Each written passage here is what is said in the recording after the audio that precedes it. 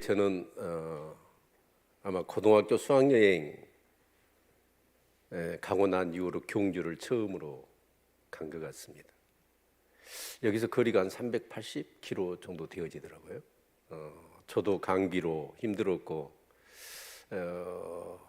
또 아내도 감기로 힘들어서 가는 동안에 한 20번은 생각한 것 같아요. 그냥 돌아서 집으로 갈까? 이 먼 길을 기어이 가야만 할까? 진짜 20번 정도로 생각을 했던 것 같아요. 근데 서해안 끝터리에서 남해고속도로를 타고 부산지나 대구지나 경주가 또 올라가더만요. 와, 얼마나 지루하던지. 그래서 너무 힘들었어요. 이제 그런데 거기 가서 이렇게 단일 기도의 컨퍼런스였거든요. 그런데 정말 거기 모이신 분들은 어떤 분들이었냐면 은혜를 사모하신 분들이더라고요. 그래서 특별한 은혜도 없어요. 그냥 찬양하는데 눈물을 흘리고 목사님들이, 사모님들이 그냥 기도하는데 눈물을 흘리는 거예요. 그 모습을 보는데요, 정말 그 은혜를 받는 모습, 얼굴을 보니까 피곤이 싹 사라져버리더라고요. 물론 단일 기도에 그 오륜교회 지체들이 한 100여 명이 스텝으로 와가지고 또 섬기는 그 모습도 은혜가 됐지만, 거기 참여하시는 모든 분들이 얼마나 특별한 어떤 집회도 아니거든요. 근데 단일 기도회 그 받은 은혜, 그리고 앞으로 또 2023년에 단일 기도회가 행해지는 그런 사역들을 기대하고 소망하면서 막 눈물을 흘려 기도하는 그 모습을 볼 때 얼마나 은혜가 됐는지 몰라요. 이렇게 특별히 예배를 통해서 막 말씀을 듣고 은혜를 받는 것도 있지만, 우리 사랑하는 제들이 함께 이 예배를 사모하고 정말 은혜를 사모하는 그런 이 모습을 통해서도 은혜가 되는 줄로 믿습니다. 우리 옆 사람 한번 봐보세요. 은혜스럽죠?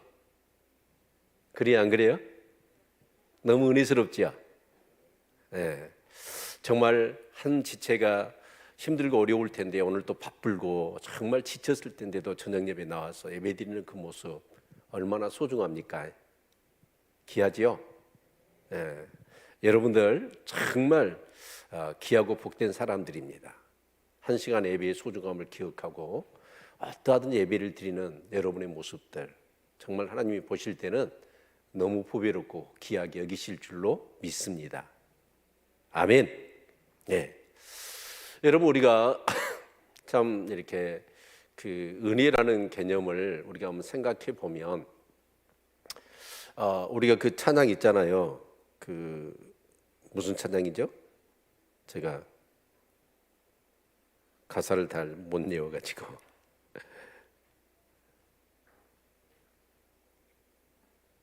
네, 내가 누려왔던 모든 것들이, 내가 지나왔던 모든 시간이, 내가 걸어왔던 모든 순간이 당연한 것 아니라 은혜였어.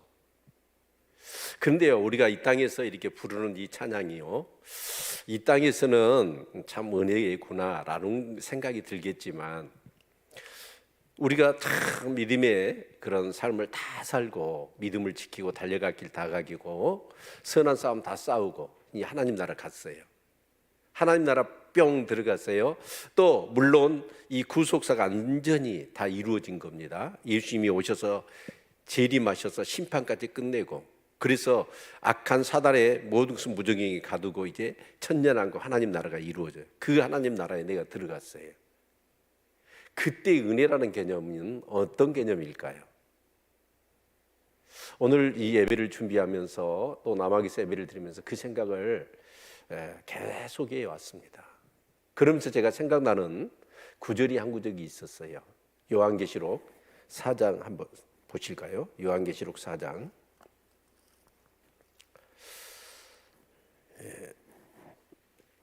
10절로 11절 말씀을 같이 한번 읽겠습니다.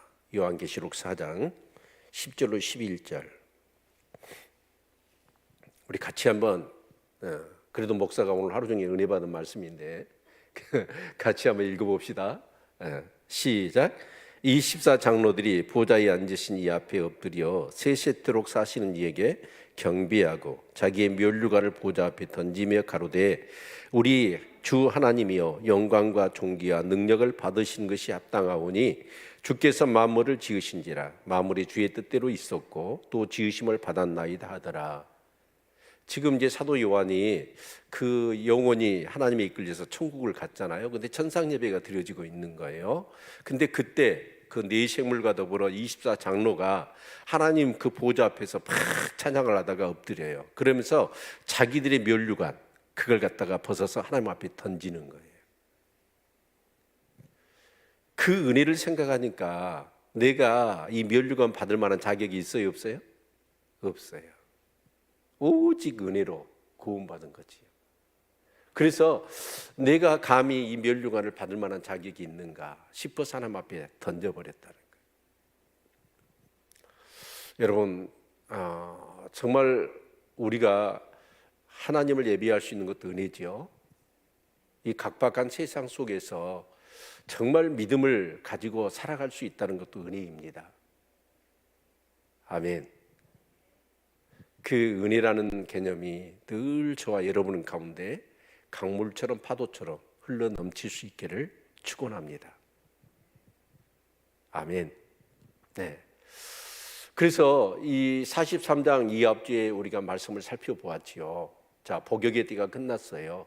바벨론 포로에서 돌아올 때가 됐단 말이에요.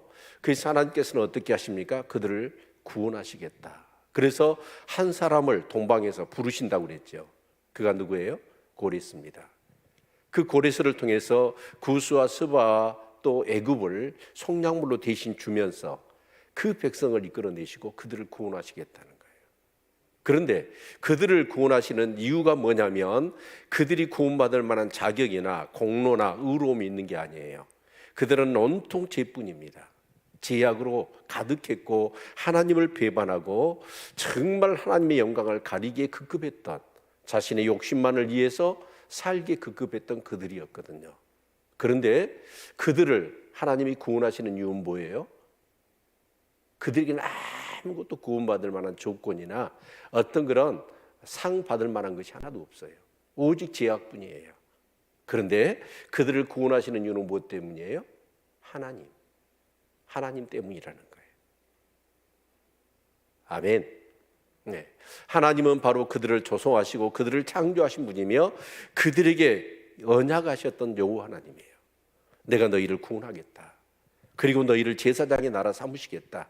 나의 소유 거룩한 백성 삼으시겠다 라고 하시는 그 말 한마디 때문에 하나님은 어쩌냐면 그들이 배역하고 하나님을 떠나 정말 바알 아세라를 섬기고 정말 죄악으로 일관된 삶을 살았음에도 불구하고 하나님은 어떻게 하십니까?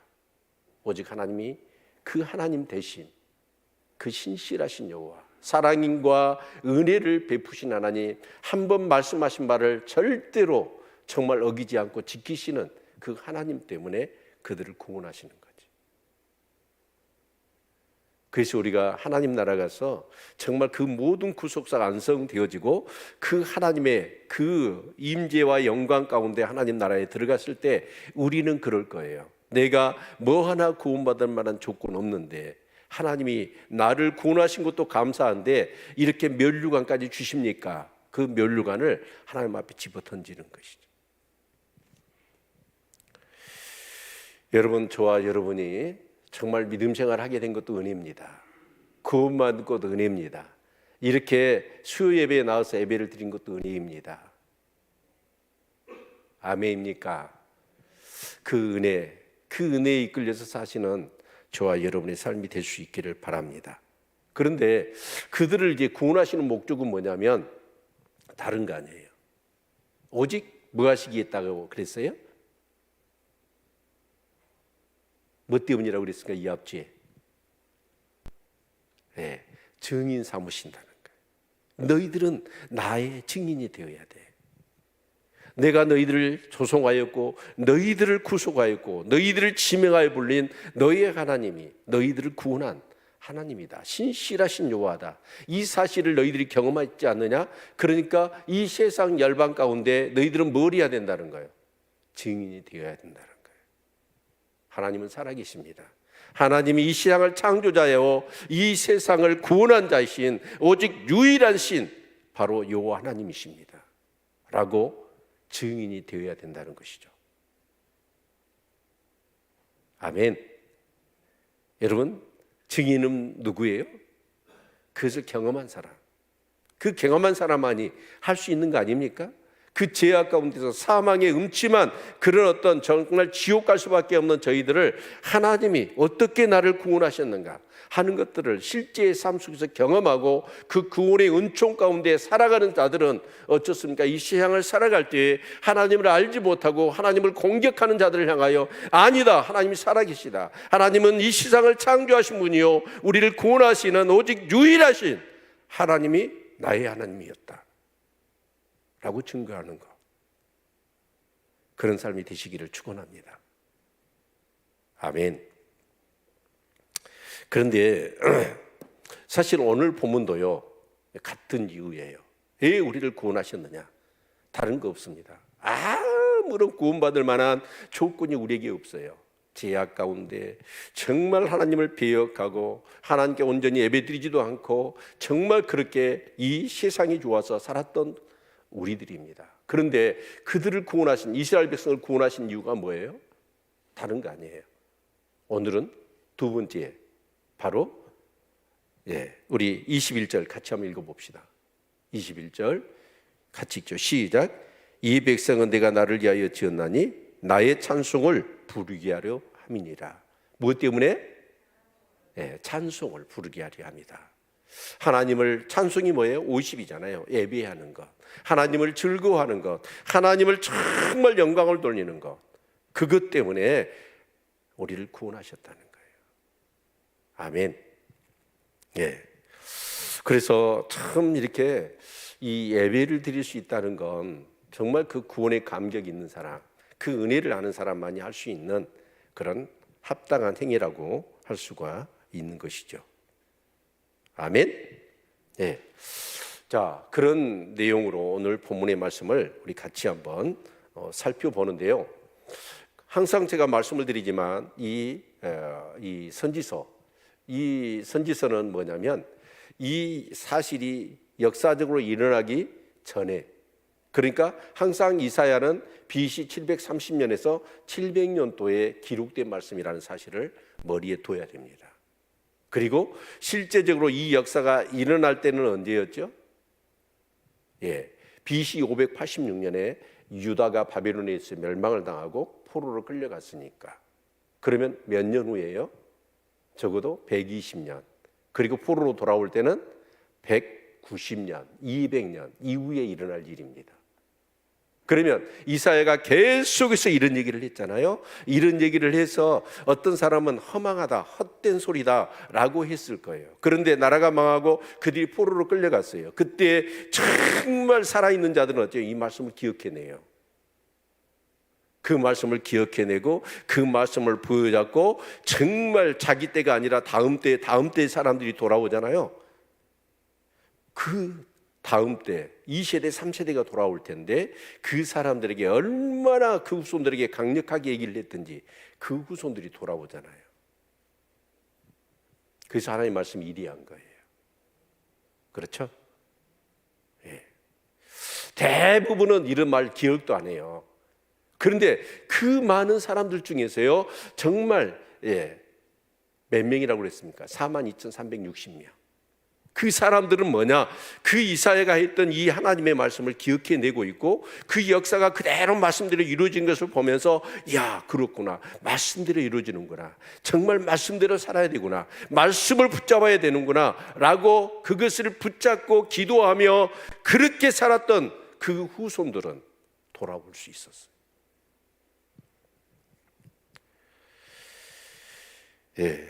그런 관점에서 이 말씀이 저와 여러분에게 은혜가 될 수 있기를 축원합니다. 자, 어떻게 보면 처음은 똑같아요. 이 앞뒤의 말씀처럼. 자, 14절 같이 한번 읽어보겠습니다. 너희의 구속자의 이스라엘의 거룩한 자 여호와가 말하노라. 너희를 위하여 내가 바벨론에 보내어 모든 갈대아 사람으로 자기들의 연락하던 배를 타고 도망하여 내려가게 하리라. 자, 너희의 구속자, 그리고 이스라엘의 거룩한 자 여호와가 말하노라 라고 말씀하고 있죠. 자, 그 이스라엘 백성들을 구속할 자, 원래 초반부에는 뭐라고 그랬어요? 이스라엘을 너를 창조하시고 너를 조성하신 자 하나님으로 그렇게 설명을 했잖아요. 그런데 여기서는 뭐냐면 너희를 구속한 자요 또한 바로 이스라엘의 거룩한 자 여호와가 말한다 라고 말씀하고 있습니다. 그 지하 가운데 그들을 구속하시고, 그리고 여호와는 뭐예요? 언약이 신실하신 하나님, 한 번 하신 말씀을 반드시 지키시고 거짓이 없으시는 그 하나님, 그 하나님이 뭘 하겠다? 너희를 위하여 내가 바벨론에 보내요. 바벨론에 누구를 보냈을까요? 누구를 보내요? 바벨론에.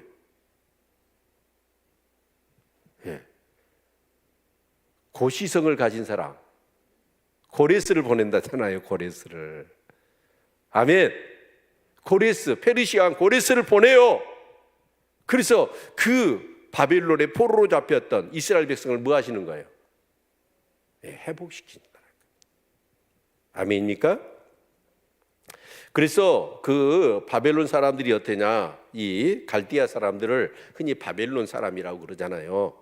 근데 그런 사람들이 전부 다 어떻게 해요? 도망하게 될 거다.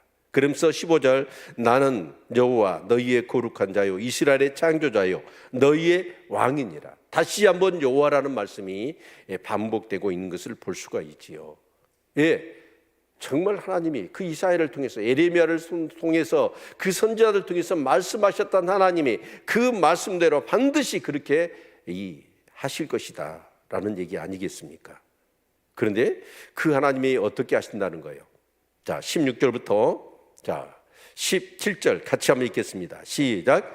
바다 가운데 길을, 큰 물 가운데 척경을 내고 병과 말과 군대의 용사를 이끌어내어서 그들로 일시에 엎드려져 일지 못하고 소멸하기를 꺼져가는 등불 같게 한 나 여호와가 말하노라.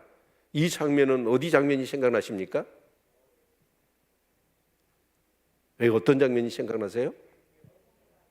그렇죠. 이스라엘 백성이 그 출애굽을 할 때 그 홍해의 장면이 생각나지 않습니까? 하나님이 어떻게 해요? 바다에 길이 있어요, 없어요? 바다에 길이 없잖아요. 그런데 그 바다에다가 길을 내셨잖아요. 아멘입니까? 그것도 어떤 길을 내셨어요? 가장 빠른 길, 첩경을 내시지 않았습니까? 그 바다가 갈라지고 그 바다 한 속에 여러분 마른 땅을 준비하셔서 이스라엘 백성이 그 마른 땅을 받고 홍해를 건너지 않았습니까? 그리고 그들을 추격해서 뒤쫓아오던 애굽의 모든 군대를 어떻게 됐어요? 다 그냥 물귀신이 되어버린 거잖아요. 근데 이 일을 누가 하셨어요? 하나님이 하셨잖아요. 아멘. 그래서 그 하나님이 뭐라고 얘기하십니까? 18절, 19절 같이 한번 읽겠습니다. 시작. 너희는 이전 일을 기억하지 말며 옛적 일을 생각하지 말라. 보라, 내가 새 일을 행하리니 이제 나타낼 것이라. 너희가 그것을 알지 못하겠느냐? 정령이 내가 광야의 길과 사막의 강을 내리니. 자, 이전 일을 기억하고 옛적 일을 생각하지 말라는 거예요. 여러분, 우리는 그렇습니다. 이 역사라고 하는 과거에 하나님이 어떻게 행하셨는가라는 것들이 정말 우리의 믿음의 근간이 되는 줄로 믿습니다. 그리고 그것이 근간이 되어 또 우리는 어떻게 하냐? 하나님에 대한 믿음과 기대감이 있는 것이죠. 그런데 여러분, 정말 우리가 과거에 묶여 있거나 과거의 어떤 얘기만 하면 안 되죠. 하나님은 오늘도 살아계시고 또 내일 또 살아계시는 분은 아니십니까? 그리고 그 하나님은 어떻게 하십니까? 늘 새 일을 행하십니다. 아멘. 제가요 이렇게 이 다니엘 기도에 참석을 했는데 김은혜 목사님이 올해 은퇴하신대요. 그래서 깜짝 놀랐어요. 제가 65세밖에 안 됐는데 은퇴. 그런데 하시는 얘기가 뭐냐면 교회의 목양에 묶여 있다 보니까 이 다니엘 기도회가 지금은 어떻게 돼버렸냐면 세계적인 사역이 돼버린 거예요. 와, 엄청나더라고요. 그 다니엘 기도회의 그 영향력이 그냥 세계 언어로 다 이제 번역이 돼가지고 세계 곳곳이 송출이 되고 와, 거기에 이 다니엘 기도의 싯대들과 차량들, 뭐 기계들을 봤더니요, 어마어마한 사역이 됐어요. 그래서 여러분, 그 조그마한 삼각교회에서 정말 그 다니엘 기도회가 시작된 거 아닙니까? 근데 그 기도회가 이제는 뭐냐, 대한민국을 넘어서 세계적인 사역이 돼버린 거예요. 그래서 이제 김은호 목사님 어쩌냐, 은퇴를 하고 더 이상 이제 교회 사역은 안 하고 다니엘 기도회 사역만 하겠다. 이제 그러면서 더 크게 계획과 꿈을 갖고 계시더라고요. 여러분, 하나님은 항상 새 일을 행하십니다. 믿음을 가지고 기대감을 가지고 정말 과거에 그렇게 하나님이 내게 은혜를 베푸셨고 또 성경에 이런 역사를 이루셨던 하나님이 앞으로 살아계시며 새 일을 행하실 것을 기대하고 믿음을 갖고 여러분 정말 기도하는 자들을 통해서 앞으로도 계속 새 일을 행하실 줄로 믿으시기를 바랍니다. 나를 통해서도 하나님이 새 일을 행하시기를 원하셔요. 아멘. 전에는 바다에 길을 냈어요. 그러나 이제는 어디에다 길을 내신대요? 강야에 길을 내신다는 거예요. 그리고 사막에 강을 만드시겠다는 거예요. 놀랍지 않습니까? 무엇 때문이죠? 이스라엘 백성이 여러분 1600km입니다. 바벨론에서 예루살렘까지 돌아오는 길. 여러분, 그런데 그 돌아오는 길에 여러분 그 길을 낸다는 거예요. 그리고 그 사막에 여러분 그 정말 예루살렘에 다 성이 무너져 버리고 여러분 시랑이나 그런 들짐승의 소굴이 되어져 버렸잖아요. 그런 어떤 사막화 되어져 있는 그런 곳에 길을 내고 거기에 뭐요? 여러분 강을 내서 여러분 풀이 정말 우거지게 하고 사람이 살 수 있는 곳으로 하나님이 회복시키시겠다는 것이죠. 여러분, 정말 하나님의 하시는 일은 놀랍습니다. 예. 하나님은 강야에 길을 내시고 사막에 강을 내시는 분이신 줄을 믿으시기를 바랍니다. 전에는 바다에 길을 내셨다면 이제는 강야에 길을 내고 사막에 강을 내시는 분이 하나님이시라는 거예요. 그래서 하나님이 어떻게 해요? 이스라엘 백성을 돌아와서 그들의 삶을 회복시키시겠다라고 말씀하고 계시죠. 참 이렇게 이번 기회에 우리 교인들이요, 참 저는 우리 교인들과 같이 한번 성지순례를 한번 가고 싶었는데 오늘 이 차장로님 보고를 들어봤더니 8명 신청을 했다고 그러더라고요. 8명. 네, 그런데 30명이 안 차면 안 가려고 해요. 그리고 앞으로 우리 교회는 성지순례 없습니다. 여러분 개인적으로 가십시오. 그런데 정말 그 성지순례를 꼭 여러분 이슬람 사람들은 성지를 어떻게 할까요? 성지가 세 곳이 있습니다. 그래서 라마다 금식 기도가 되어지면 이스라엘 사람들은 어쩌냐? 그 성지를 가기 위해서 모든 것을 다 내려놔 버려요. 그래서 그 성지에 여러분 모일 때 사람들이 어쨌든가요? 몇백만이 모여들어 가지고 여러분 막 압살을 당하기 하잖아요. 그 사람들은 성지순례를 가는 것이 꿈이에요. 그런데 이 성지순례가요, 저는 그랬습니다. 그 이스라엘 땅을 처음에 가봤어요. 가봤더니 참 여러분 그 땅이요 이렇게 이 젖과 꿀이 흐르는 땅인 줄 알았어요. 그런데요 그렇지 않더라고요. 그 수목이 우거진 곳에는요 전부 다 조그마한 검은색 파이프로 연결돼 가지고요 물이 없으면 여러분 나무나 숲풀이 우거질 수가 없어요. 자랄 수가 없더라고요.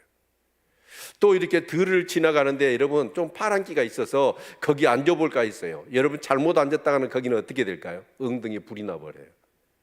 우리처럼 이렇게 푸르면 여러분 잔디나 풀이 있는 줄 아세요? 아니에요. 거기에 있는 풀은 전부 다 뭐냐면 여러분 사막에 여러분 정말 자라나는 풀들은 어떤 것들이에요? 선인장 그런 것들이죠. 선인장의 끝이 가시가 날까요? 습기가 없으면 그 가시를 맺히거든요. 그러니까 여러분 전부 다 가시가 엉겅퀴더라고. 팔에서 봤는데 그 전부 다 그 풀들이 뭐냐면 끝이요 전부 다 가시가 있어요. 그 정도로 그 이스라엘 땅이요 사막과 같은 땅이에요. 그런데 사실은 이제 그런 땅을 어떻게 하나님이 강을 내시겠다고 그러잖아요. 그리고 그들이 돌아올 수 있도록 하나님의 삶의 여건들을 다 주장하시겠다는 거 아닙니까? 예, 존말할 때 성지순례 가시기를 바랍니다. 정말 우리 성도님들과 2000년 전에 예수님이 머물렀던 그 장소 하나하나를 성경을 확인하면서 그 공간들을 나도 손으로 만져보고 발로 밟고 뭔가 채취를 느끼면서 가슴이 설레는 그런 은혜가 있었으면 좋겠습니다. 정말 그 예수님처럼 제자들과 함께 갈릴리 바다에 배를 띄워놓고 거기서 정말 그 주님도 한번 느껴보고 거기서 성찬식도 정말 주님이 하셨던 그 제자들과 있던 성찬식도 같이 하면서 그런 은혜가 되어졌으면 좋겠다 싶습니다. 예. 그런데 하나님이 1600km 그 바벨론 땅에서 예루살렘으로 돌아가게 해서 하나님이 그들의 삶을 회복시키겠다라고 말씀을 하시는 것이죠. 바빌론이 지배하고 있는 그 땅에 어떻게 이스라엘 백성이 그 바빌론으로부터 해방을 받게 하느냐, 이것도 여러분 페르시아의 고레스 왕을 통해서 그 일을 하지 않습니까? 그리고 고레스가 어떻게 합니까? 너희들 성전 지어줄 테니까 너희 하나님 잘 섬겨라. 그래서 그 레바논에 백향목을 실어다가 정말 그 모든 필요한 물자들 공급 다 해주지 않습니까? 그래서 그들이 성전 짓고 다시 구속의 역사를 이어갈 수 있도록 하나님이 그렇게 고레스를 통해서 하신다는 것이죠. 놀라운 일 아닙니까? 아멘. 네. 그래서 20절, 21절, 20절 같이 한번 읽겠습니다. 시작. 장차 들짐승 곧 시랑과 및 타조도 나를 존경할 것은 내가 강야의 물들을 사막의 강들을 대어 내 백성 나의 택한 자로 마시게 할 것임이라. 그러니까 거기에 들짐승들, 시랑들, 타조들 이런 들짐승들이 이 강야 같은 곳에서 얼마나 힘들었을까요? 그런데 하나님이 어떻게 길을 내시고 거기에 강을 내셔서 여러분 그 들짐승이 마시게 한다는 거예요. 여러분 누구 때문입니까? 이스라엘 백성들 때문에 하나님이 그들을 회복하시기 위해서 그 땅을 회복하시는 거 아니겠습니까? 그래서 그 짐승들, 들짐승들이 그 하나님을 찬송하고 하나님께 영광을 돌린다는 거예요. 아멘. 자, 그래서 하나님께서는 어떻게 하십니까? 그들을 구원하셔서 결국 그들이 뭐하게 하는 거예요? 내가 나를 위하여 지었나니 이 백성은 나의 찬송을 부르게 하려 함이라. 이 정말 은혜를 알았다고 한다면 그 이스라엘 백성들이 어떻게 해야 될까요? 하나님을 찬송하고 예배해야 했을 것입니다. 아멘. 네. 아직 감이 안 오시죠? 그러면 뒤에 내용을 우리가 마저 보면 그들이 왜 하나님을 찬송해야 되는지 보다 더 구체적으로 우리가 알 수가 있습니다. 자, 뒤에 22절부터 나오는 이 내용은 어떤 내용인가요? 네, 이스라엘의 죄 문제입니다. 자, 같이 한번 볼까요? 그러나 야곱아 너는 나를 부르지 아니하였고 이스라엘아 너는 나를 괴로워하였으며 내 번제의 양을 내게로 가져오지 아니하였고 내 제물로 나를 공경하지 아니하였느니라. 나는 예물로 인하여 너를 수고롭게 아니하였고 유황으로 인하여 너를 괴롭게 아니하였거늘 너는 나를 위하여 돈으로 향품을 사지 아니하며 희생의 기름으로 나를 흡족게 아니하고 네 진입으로 나를 수고롭게 하며 네 지약으로 나를 괴롭게 하였느니라. 그러니까 결국 그 야곱, 이스라엘 그들을 조성하시고 그들을 창조하시고 그들을 나의 백성 삼으셨잖아요. 그런데 그 이스라엘과 그 야곱이 어째요? 하나님을 부르지도 않아요. 그리고 너는 나를 괴로워했다는 거예요. 하나님 때문에 괴로워해요. 이게 뭔 말이죠? 23절을 읽어보면 보다 더 이해할 수 있지요. 너 번제의 양을 내게로 가져오지 아니하였고 내 제물로 나로 공경하지 아니하였느니라. 나는 예물로 인하여 너를 수고롭게 아니하였고 유황으로 인하여 너를 괴롭게 아니하였거늘 너는 나를 위하여 돈으로 향품을 사지 아니하며 희생의 기름으로 나를 흡족케 아니하고 내 지집으로 나를 수고롭게 하며 내 지약으로 나를 괴롭게 하였느니라. 이 말이 뭔 말이에요? 하나님을 예비할 그들이 하나님을 예비하지 않았다는 거예요. 그런데 그 양, 재물. 여러분 정말 우리가 한번 생각해 봅시다. 자, 여기서 한번 좀 더 우리 실질적인 부분들을 얘기를 해보죠. 자, 이 백성들을 무엇 때문에 지었다고요? 나를 찬송하고 예배하기 위해서. 자, 그렇다고 한다면 저와 여러분이 있어서 이 예배라는 의미는 과연 어떤 의미를 주고 있습니까? 이 예배가 왜 반드시 예배를 드려야 하는 당위성이 어디에 있나요? 예? 그 말은 지금 여러분이 예배를 통해서 뭔가를 얻고 있잖아요. 그것을 얻고 있지 않다고 한다면 예배 드릴 필요가 없는 거지요. 예배의 전신이 뭐죠? 예배의 전신이 뭐예요? 제사잖아요. 제사의 핵심이 뭐예요? 예? 그러죠. 제물이죠. 그 제물이 뭐 때문에 필요하죠? 제사함을 위해서 필요한 거예요. 여러분 제사를 드리지 않으면 여러분 죄가 해결돼야 한대요. 해결될 수가 없는 거예요. 여러분 죄는요 내가 지었어요. 그런데 그 죄를요 여러분 발각이 안 되거나 들추어지지 않는다면 위안무이하로 넘어가는 개념인가요? 만약에 그렇게 죄를 여러분이 인식하고 있다면 여러분은요 전혀 하나님에 대해서 모르고 성경에 대해서 모르는 분들이에요. 죄는요 여러분 내가 짓는 순간 그것이 들추어지든 여러분 발각되든 아니든 여러분 그 죄는요 죄로요 반드시 우리에게 영향력을 줍니다. 예요 하나님은 공의의 하나님이시거든요. 그리고 사랑의 하나님입니다.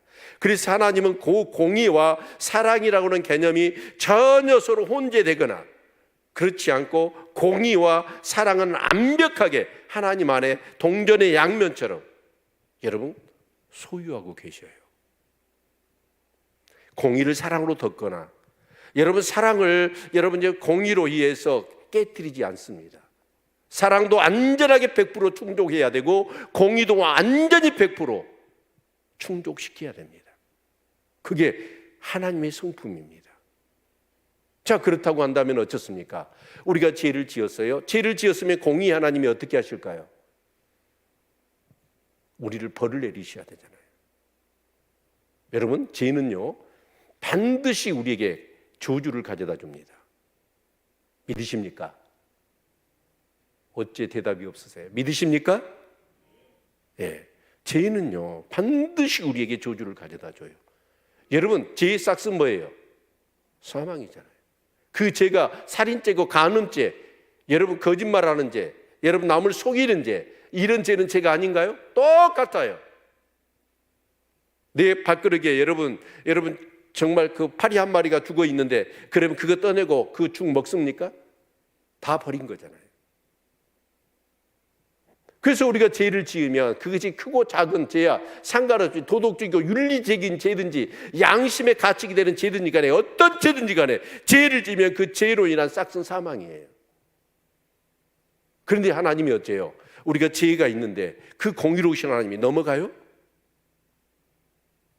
그래서 하나님께서 우리에게 사랑과 은혜를 베푸셔서 뭘 주신 거예요? 제사를 드리도록 하신 거예요. 죄로 우리는 죽어야 되지만 하나님이 긍휼을 베푸셔서 우리에게 제사 제도를 허락하신 거 아닙니까? 그래서 제사를 드리면 내 대신에 한 제물을 택해서 내 죄가 그거로 옮겨지고 그 내 죄 때문에 하나님이 그 제물이 죽는 것을 대신해서 내 죄를 용서해 주시는 것, 이게 제사잖아요. 믿습니까? 그럼 예배는 뭐예요? 그 제물이 매년 드려야 될 그 제물 대신에 그 예수 그리스도께서 사람의 몸을 입고 이 땅에 오셔서 죄 없으신 예수님이 저와 여러분의 죄를 대신하여 십자가에 피 흘려 죽으신 거 아닙니까? 그래서 단번에 영원한 제사를 두려 주신 줄로 믿습니다. 그래서 우리가 예배를 드릴 때마다 누구를? 십자가에 정말 내 죄를 위하여 피 흘려 죽으신 예수 그리스도를 여러분 의지하고 믿음으로 뭐 하는 거예요? 회개하는 거잖아요. 그럴 때 우리 죄가 사함을 받는 줄로 믿습니다. 아멘. 여러분 돌아가셔서 시편 32편을 읽어보십시오. 그 제사함의 은총이 얼마나 큰지. 다윗은 그 우리아를, 정말 바세바를 범하고 우리아를 죽인 그 죄를 나단 선지자에게 책망을 받는 그 순간부터 그 죄의 통증이, 그 자기의 진액을 마르게 할 것 같은 죄의 통증이, 그 죄의 짐이 자기를 짓눌러 오는데 살아갈 수가 없었어요. 그래서 침상을 젖을 정도로 회개할 때, 그 제사함을 받을 때 그 다윗이 얼마나 그 제사함의 은혜가 복인지. 예배를 통하여 우리는 제사함을 받는 거지요. 하나님의 은혜와 사랑을 받는 것이죠. 그리고 그 예배를 통해 하나님과의 관계가 회복되어지는 것이죠. 그리고 그 예배 가운데 임재하신 하나님을 인격적으로 우리가 만나는 것이고, 그 하나님으로 인하여 기뻐하고 즐거워하는 거 아니겠습니까? 그것이 예배잖아요. 매 예배 때마다 이게 경험되어지는 은혜가 있기를 축원합니다. 형식적인 예배 드리지 마시고, 그래서 예배는 준비되는 거예요. 일주일 준비해서 정말 하나님 앞에 나와서 미리 정말 내 죄를 회개하고, 그러면서 하나님의 임재를 사모하며 은혜를 사모하며 그렇게 기도하는 것, 이게 예배이지 않습니까? 그럴 때 은혜가 임하고 하나님의 영광이 받으시며, 그럴 때 우리는 뭘 합니까? 죄를 이겨낼 수 있는 그런 힘을 얻는 거 아니겠습니까? 그래서 점점 주님을 닮아가고, 그것이 또한 은혜로 남아서 우리의 일상의 삶 속에서도 거뜬하게 죄의 유혹들을 이겨내고 육체의 소욕을 이겨내며 늘 주님과 동행하는 산 제사의 예배가 되어질 수 있는 것이죠. 이 예배 생활이 되기를 축원합니다. 아멘. 그런데 어떻게 하냐면 이스라엘 백성이 예배를 안 드려버리는 거예요. 제사를 안 드려버리는 거예요. 그러니까 어떻게 됩니까? 24절 같이 한번 읽어봅시다. 시작. 너는 나를 위하여 돈으로 향품을 사지 아니하며 희생의 기름으로 나를 흡족해 아니하고 내 채집으로 나를 수고롭게 하며 내 지약으로 나를 괴롭게 하였는지라. 예배를 드리면 진심으로 회개하며 그 제물을 통하여 자기 죄를 정말 청가시키고 회개하며 정말 제사함을 받아야 될 텐데, 예배를 안 드리니까 그 죄짐, 그 죄 문제가 그대로 있는 거예요. 그럴 때 그 하나님의 공의로는 어떻게 하십니까? 그들을 가만둘 수가 없는 거예요.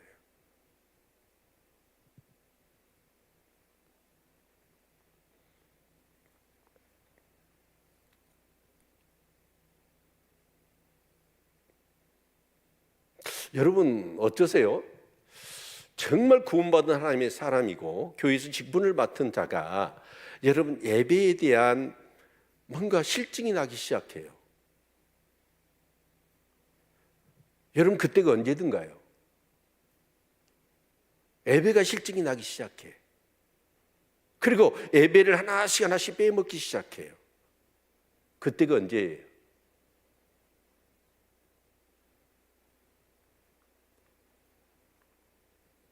좀 더 이렇게 비유적으로 한번 얘기를 해보죠.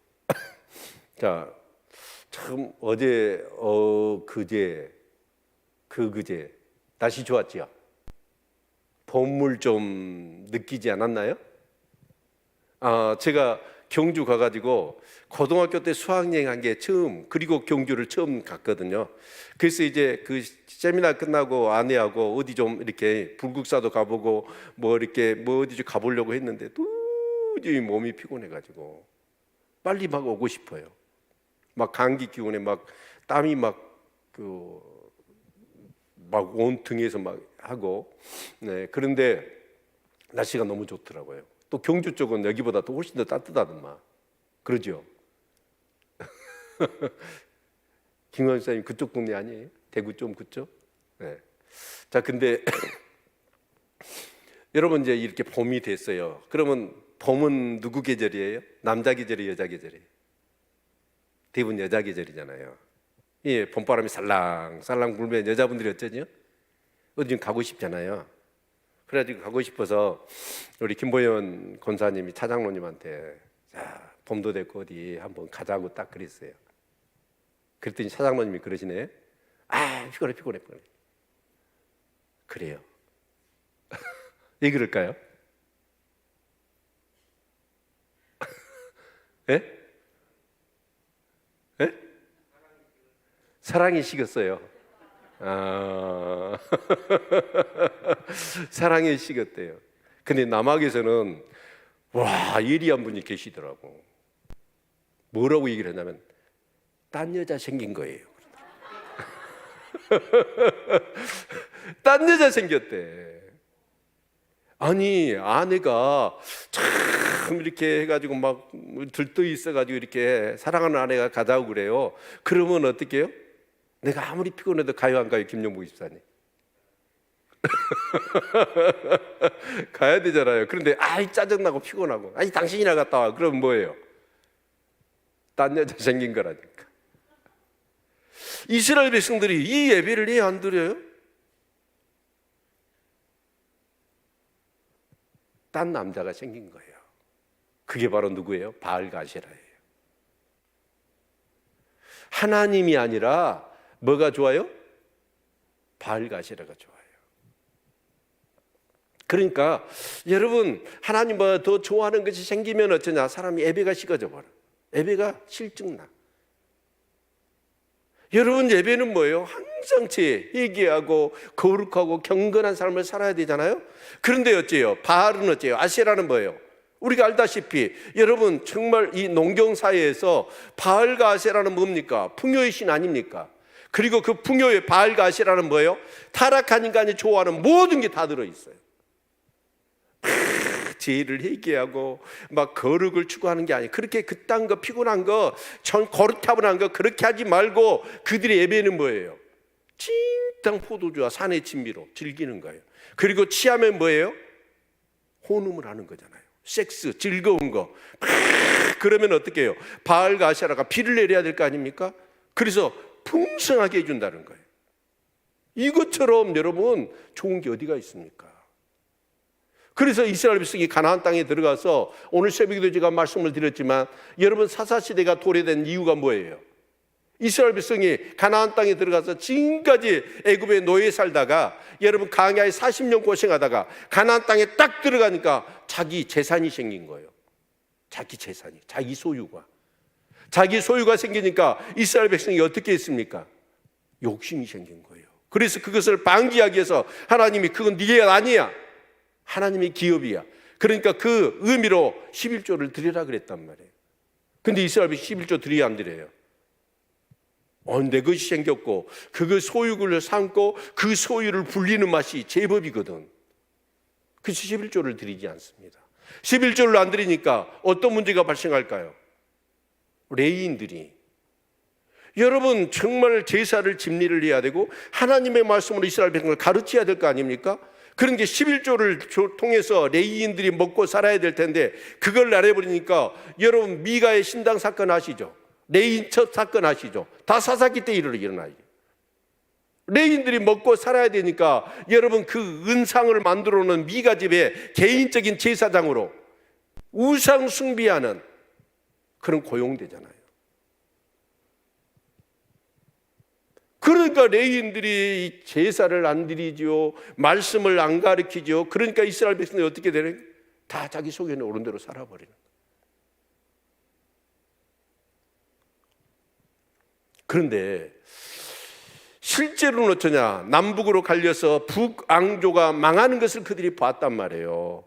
그래서 남유다도 정신을 차려야 될 텐데 남유다가 어떻게 됐습니까? 완전히 바알과 아세라에 사로잡혀 버린 거예요. 그래서 하나님께 예배를 드리고 혹시 드리더라도 예배를 뭐예요? 형식적으로 드려버리는 거예요. 그 엄청난 제사함을 받을 수 있고 하나님의 살아계신 임재를 경험할 수 있고 놀라운 하나님께 정말 은혜를 받고 하나님께 영광을 돌릴 수 있는 그 예배가 식어져 버린 거예요.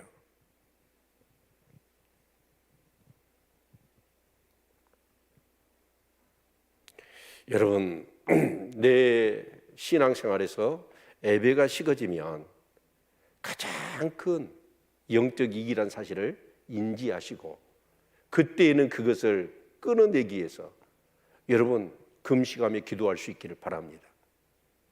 그런데 이 바알과 아세라에 세상 물이 들어가잖아요. 이 물이 빠지기까지는 될까요? 이 물이 안 빠져요. 여러분도 한번 경험해 보시면 세상의 어떤 것, 여러분 신앙생활 잘하다가 어떻게 해서 잘못된 세상 맛을 경험해 버리잖아요. 그러면 그 세상 맛이, 그 물이 내 안에 들어와서, 그래서 여러분 히브리서에는 뭐라고 얘기합니까? 세상에 휩쓸려 떠내려가지 않아야 된다. 세상 그런 어떤 맛, 세상 정신, 세상에 물을 먹어버리잖아요. 그러면 그게 빠질까요, 안 빠질까요? 안 빠져요. 그래서 포로 70년인 거예요. 그 포로 70년은 그 당시에 여러분 평균 연령이 얼마나 됐을까요? 저희 어린 시절만 해도 동네에서 60 넘으면요 할아버지였습니다. 최고로 오래 산 사람들이었습니다.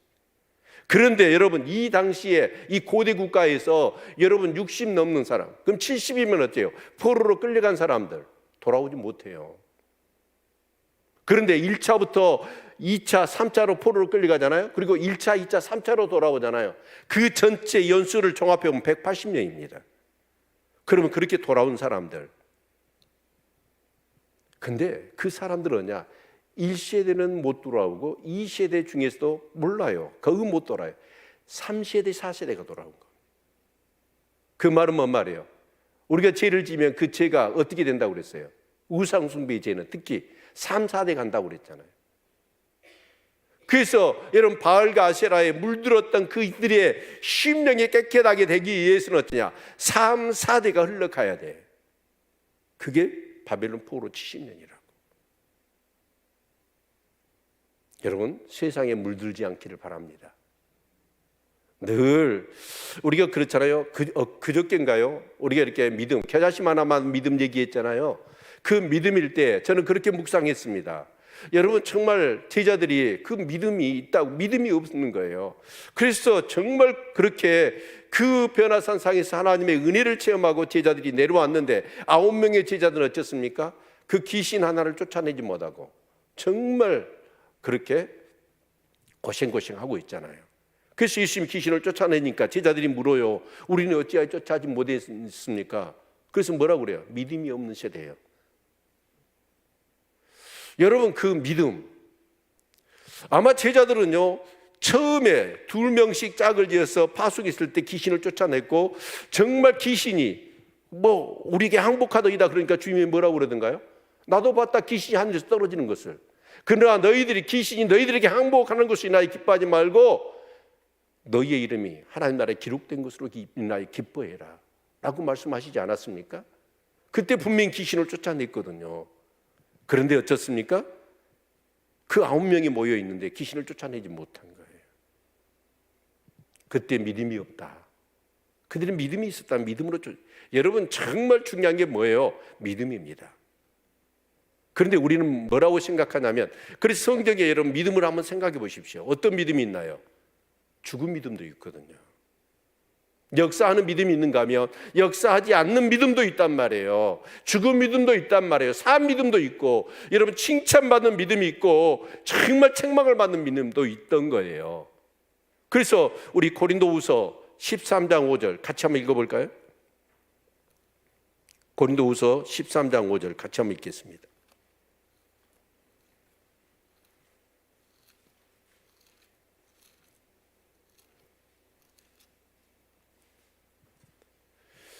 네, 우리 같이 한번 읽겠습니다. 시작. 너희가 믿음에 있는가 너희 자신을 시험하고 너희 자신을 학증하라. 예수 그리스도께서 너희 안에 계신 줄을 너희가 스스로 알지 못하느냐. 그렇지 않으면 너희가 버리운 자니라. 이 얘기를 누구한테 하고 있는 거예요? 고린도 교인들한테 하고 있잖아요. 그러니까 너희가 믿음에 있는가 너희 자신을 뭐 하라는 거예요? 시험해 보라는 거예요. 그래서 너희 자신을 어떻게 하라? 학증해라. 예수 그리스도께서 너희 안에 계신 줄을 너희가 스스로 알지 못하느냐. 그렇지 않으면 너희가 버리운 자라. 나는 생각해요. 내가 믿음이 있다고 생각해. 그런데 믿음이 아닌 것을 믿음으로 착각하고 신앙생활하는 사람들이 많을 수 있다라는 얘기입니다. 사도 바울은 그렇게 얘기하잖아요. 선주로 생각하냐 넘어질까 조심하라. 내가 이미 이루었다 함도 아니요 얻었다 함도 아니라 오직 표대 대신 예수 그리스도만 바라보며 나아간다 라고 고백하지 않습니까? 여러분, 이 세상에 내가 믿음으로 구원받았다라고 확신할 수 있는 사람이 누가 있나요? 여러분, 아직과 이미라고 하는 이 긴장 관계 속에서 신앙생활 하시기를 축원합니다.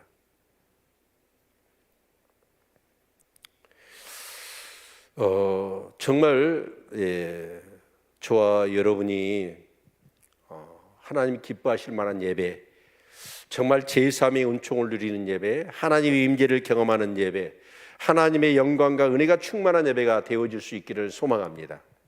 그래서 그 은혜가, 그 임재가 가득해서 이제는 뭐냐면 예배 시간이 아니고 내가 직장생활, 가정생활 함에도 불구하고 그것이 예배처럼 하나님 앞에서 정말 기뻐하실 만한 삶으로 드리는 예배가 되어지기를 주님의 이름으로 축원을 드립니다. 그런데요, 참 놀라운 일이 있습니다. 25절부터 우리가 주목해서 보아야 됩니다. 같이 읽겠습니다. 나 곧 나는 나를 위하여 내 허물을 도말하는 자니 내 죄를 기억지 아니하리라. 여러분, 이 말씀이 무슨 말씀이에요? 나 곧 나는 나를 위하여 내 허물을 도말하는 자니 내 죄를 기억지 아니하리라. 여러분, 죄가 있으면 공의로우신 하나님이 반드시 어떻게 해야 될까요? 그 죄에 대한 책임을 물어야 됩니다. 그게 하나님이잖아요. 근데 하나님이 어떻게 하셔요? 내 허물을 도말하는, 도말이 뭐예요? 깨끗하게 지워버리는 거, 흔적도 없이 죄를 안 지은 것처럼 죄를 지었음에도 불구하고. 그래서 내 죄를 기억도 하지 않는다는 거예요. 누구를 위해서입니까? 나를 위해서. 나가 누구예요? 하나님입니다. 이게 은혜입니다. 아멘. 우리한테는 진짜 죄가 가득했어요. 죄투성이었어요. 그런데도 불구하고 하나님이 어떻게 하십니까? 그 죄를 도말해버리고 기억도 하지 않는데요. 누구를 위해서요? 하나님 자신을 위해서. 저와 여러분이 구원받는 건 무엇 때문이죠? 하나님의 은혜 때문이라는 거예요. 믿으십니까?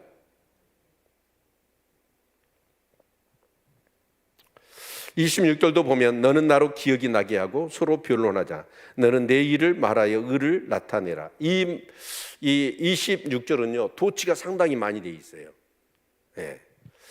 이렇게 얘기해야 됩니다. 너는 내 일을 말하여 의를 나타내라. 그리고 네가 진짜 의롭다는 것을 나로 기억하게 해봐라. 그 얘기입니다. 네가 잘한 것이 있으면 얘기해봐. 그런데 있어요, 없어요?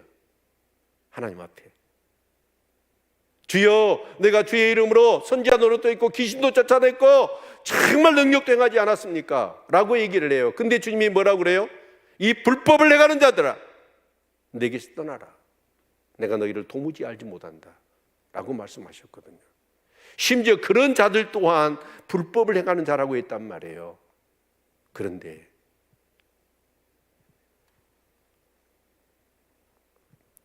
(27절도) 보면요, 더 정말 이렇게 이 심각한 얘기입니다. 내 시조가 범죄하였고 너의 교사들이 나를 빼앗았네. 너의 시조가 누구예요? 너희의 조상, 처음 조상부터가 범죄했다는 거예요. 그리고 지금 너희를 가르치는 교사들, 선지자들 또한 뭐 했다는 거예요? 나를 배역했다는 거예요. 온통 다 죄뿐이잖아요. 그래서 28절, 그러므로 내가 송소의 어른들로 욕을 보게 하며 야곱으로 저주를 잊게 하며 이스라엘로 비방거리가 되게 하리라. 그래서 어떻게 한다는 거예요? 하나님께서 그 송소의 어른들로 욕을 보게 하며 야곱으로 저주를 잊게 하며 이스라엘로 비방거리가 되게 하리라. 그 말이 뭐 말이에요? 이스라엘 백성이 나라가 망하고 바벨론 포로로 끌려가게 하겠다는 거예요. 그런데 하나님이 뭐라고 그래요? 그래서 사실은 25절 말씀이 제일 뒤로 와야 돼. 25절 말씀이. 그럼에도 불구하고 하나님이 뭘 하신다는 거예요? 너희의 죄를 도말하고 그 죄를 기억하지 않겠다는 거예요. 그게 뭐예요? 바벨론 포로 생활입니다. 아멘. 그러면 자 보십시다. 이제 여러분 이걸 잘 들으셔야 돼요. 자, 그러면 이게 지금 이사야 시대 때 예언된 말씀이잖아요. 그러면 이제 120년 뒤에 나라가 망했어요. 그리고 그들이 바벨론 포로로 끌려가는 거예요. 그러면 그 끌려가는 사람들 중에 어떤 사람은 어떨까요? 그 말씀이 생각도 안 나. 근데 어떤 사람은 그 말씀이 생각나. 정신이 바짝 들어.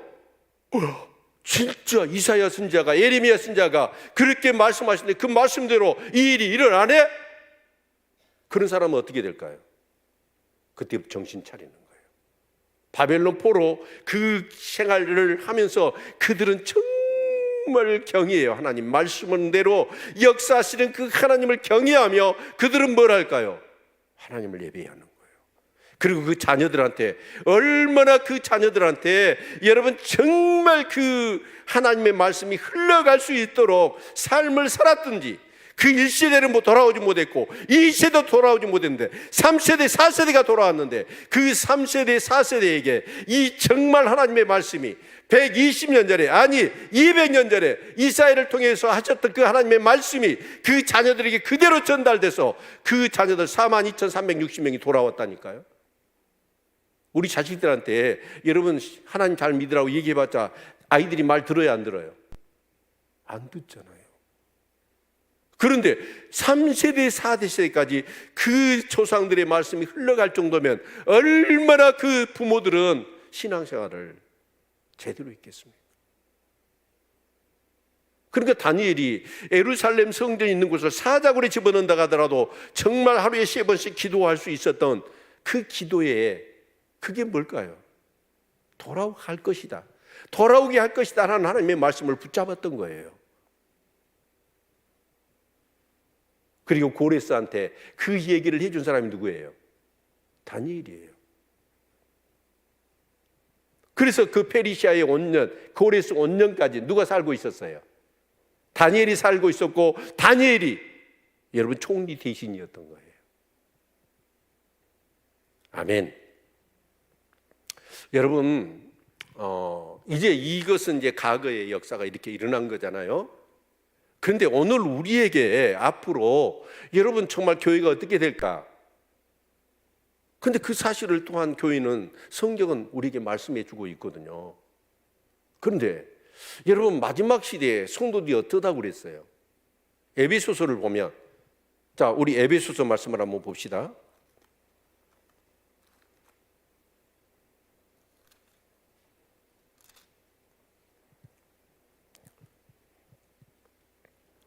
자, 14절 같이 한번 읽습니다. 에베소서 5장 14절. 여러분 이 말씀은 다 찾으십시오. 다 찾으십시오. 오늘 지금 우리에게 직면해 있는 교회의 모습을 보여주고 있으니까요. 자, 5장 14절 찾으셨습니까? 같이 읽겠습니다. 시작. 그러므로 이르시기를 잠자는 자에 깨어서 죽은 자들 가운데서 일어나라. 그리스도께서 내게 빛이시리라 하셨느니라. 아멘. 자, 잠자는 자여 깨어서 죽은 자들 가운데서 일어나라. 여기는 잠자는 자들이 있고 죽은 자들이 있죠. 자, 죽은 자들은 누굴까요? 예수하고는 상관없는 사람들. 그런 잠자는 자는 누굴까요? 예수를 믿기는 믿어요. 그런데 그 당시에 이제 여러분 마지막 시대가 되어질 때 어떤 현상이 일어난다고 그랬어요? 데살로니가 후서를 보면 반드시 2가지 현상이 일어나요. 그때 여러분 마지막이 와요. 첫 번째, 배도한 일이 많아요.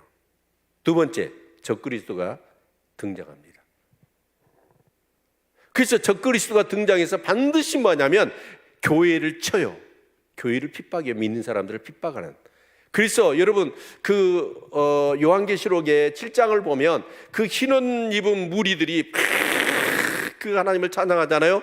그래서 그들이 어디서 왔으며 그들이 누구냐라고 물어요. 그럴 때 뭐라고 얘기합니까?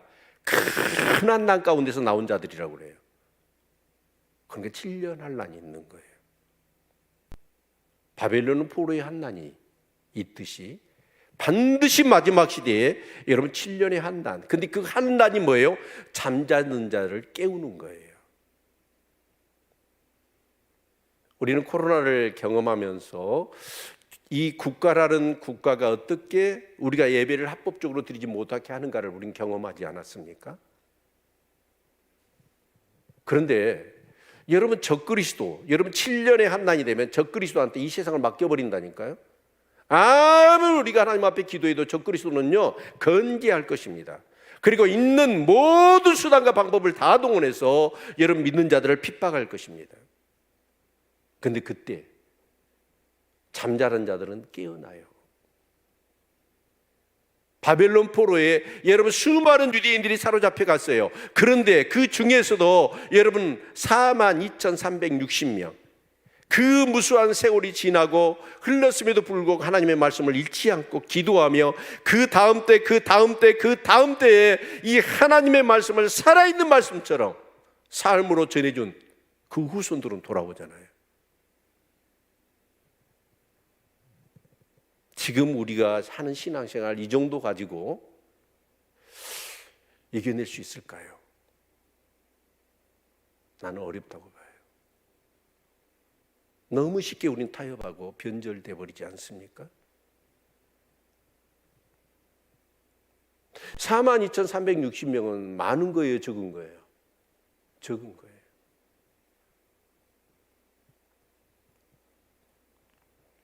여러분 착각하지 맙시다. 구원은 따놓은 당상이라고요? 예수만 믿으면 구원 받는다고요? 맞아요. 예수 믿으면 구원 받아요.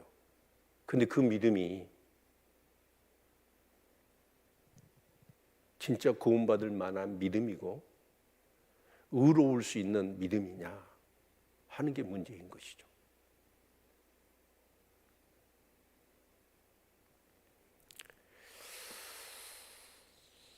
참 그 바벨론의 포로로 끌려갔는데도 불구하고 그 말씀을 기억해내고 그 무리 가운데 이영만리 떠나서 복음의 불모지 가운데서도 하나님을 그래도 예배하고 그 예배의 삶이 얼마나 진실했던지 그 자녀들이 그 부모를 볼 때 진짜인 거예요. 와, 우리 아버지 보니까, 우리 어머니 보니까 진짜구나. 제대로 살아야 되겠구나. 제대로 믿어야 되겠구나. 그런 거죠. 그러니까 2대, 3대가 지났는데 그 애들이 딱 고레스가 돌아가라 라고 하니까 때가 왔구나 라고 해서 돌아온 거예요. 대부분은 돌아오지 않습니다. 예요. 그 당시에는 동산이 없잖아요. 부동산이잖아요. 다 바벨론 가서 집 일구고 땅 일구고 그래서 뭔가 좀 거기서 살 만큼 살았는데 이제 가라는 거예요. 그럴 때 갈 수 있는 사람이 누굴까요? 항상 갈 준비를 한 사람들. 그리고 모든 것 다 내려놓고 다시 시작하려고 하는 그게 준비가 되어져 있는 사람. 그런 사람들만이 돌아올 수 있는 거지.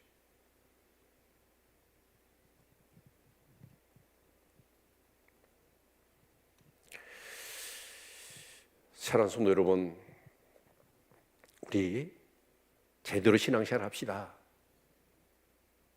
아멘? 네. 우리가 예배를 드려도요, 정말 모든 하나님을 사랑해도 어떻게 사랑하라고요? 마음과 뜻과 힘과 목숨을 다해서 주 너희 하나님을 사랑하라.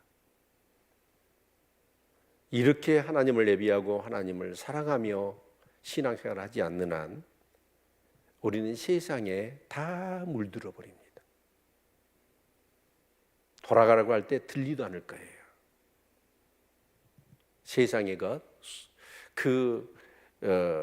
루시 아내가 돌아보지 말라고 그러는데 나도 모르게 돌아봐 버리잖아요. 세상에 정이 뚝뚝 떨어져 버려야 돼.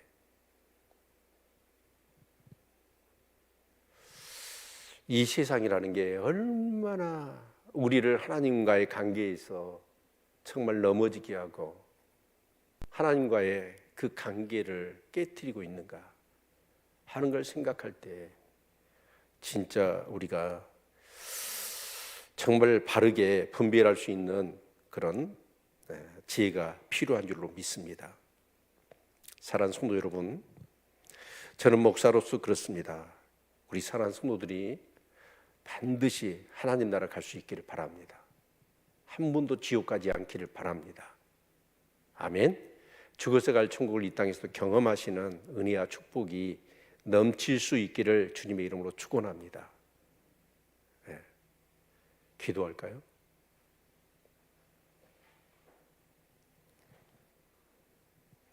여러분이 매일 이렇게 드리는 예배에 대해서 어떻게 생각하십니까?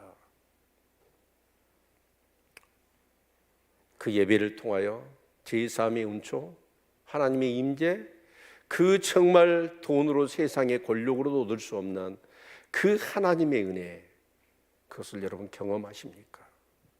그리고 그 은혜가 여전히 내 심령 속에 정말 바다처럼 강물처럼 밀령이어서 실제 직장에서 일을 하고 일터에서 일을 하고 가정에서 누구를 만나든 간에 그 은혜가 나를 이끌어서 정말 하나님이 영광 받으실 만한 삶으로 예비하는 삶을 살고 계십니까? 아직도 세상에 미련이 있고 세상의 어떤 것에 정말 영향을 받아서 예배가 또 하나님이 일하는 것, 하나님의 부르심이 정말 거추장스럽게 느껴지지는 않으십니까? 우리 같이 이 시간 정말 내 자신의 믿음을 시험해보고 확증하라고 그랬는데요, 내 안에 그리스도가 계신가? 정말 그 임재로 살아계시고 나를 주장하고 나의 왕으로 역사하고 계신가? 아니면 아직도 내가 주인되어 내 임의대로 살고 있는가? 내 자신들을 점검하고 시간 기도하는 시간 갖도록 하겠습니다. 우리 2, 3분 함께 기도합니다. 기도하겠습니다.